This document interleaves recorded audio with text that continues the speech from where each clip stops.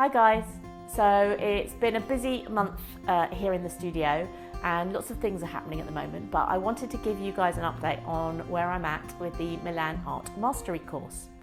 So actually I'm still in part one of the course. I'm currently unable to move on from part one of the course because I'm enjoying this section too much.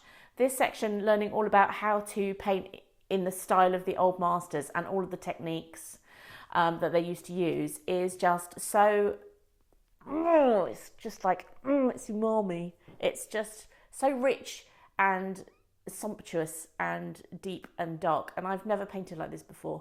So I'm enjoying it just possibly a little bit too much. So I refuse to move on to the next section until I've done a little bit more of this. So it's going to take me a little bit longer. But I wanted to keep you guys informed and show you exactly where I'm at. So last month, it was my mum's 80th and I was commissioned to paint something for her. And I wanted to paint a large canvas and I wanted to do it in the style of the old masters, and I wanted to do florals.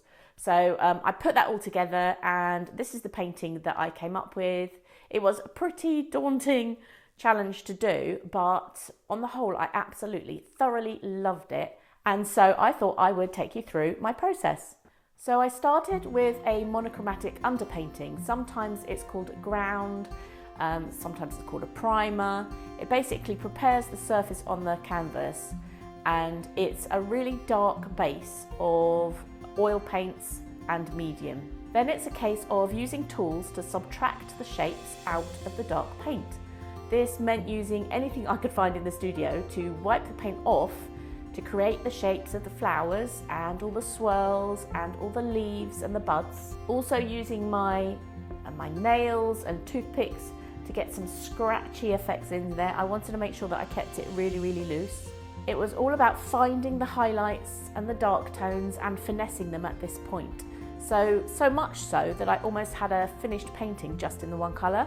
So if you want to try this method when you're doing a painting, one really good tip to understand is that the more work you do at this stage of the painting, the easier it's going to be for you in the next stages. So the next stage is all about glazing. I used really light touches of transparent, cool colours in the dark areas to give those areas a really translucent kind of glow. This is where, in theory, the painting is going to look like it's lit from within. And this part was really fun to do and didn't take half as much time as the first layer. And it's more like just blocking in with these translucent colours.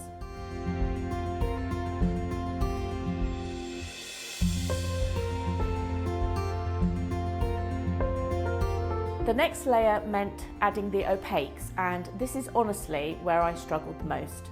Finding a balance of warm opaques to bring the big flowers forward, I found really difficult because I just didn't want to lose the transparent layer, and I was worried about ruining it with too much white. So I went very, very delicately and sparingly with the white and the opaques.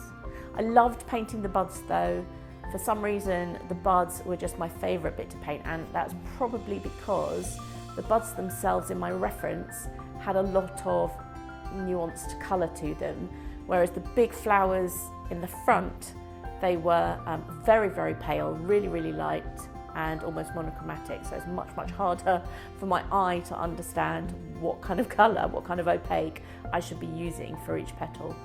And then to finish off, I found some oil pastels in the cupboard, which I didn't know I had. So I went over the whole canvas, adding in details with these pastels, and they gave a really nice kind of texture, a real kind of almost a sparkly texture to areas on the canvas.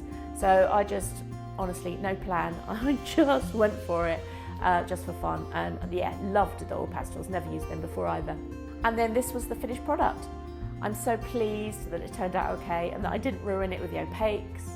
And I left it to dry for a couple of weeks, and then when it was dry, I was still curing of course, but once it was dry I wrapped it, and then off it went to my mum for her 80th, and she said she loved it. So now I have a slight problem in that I want to do a few more of these before I move on to the next part of section 1.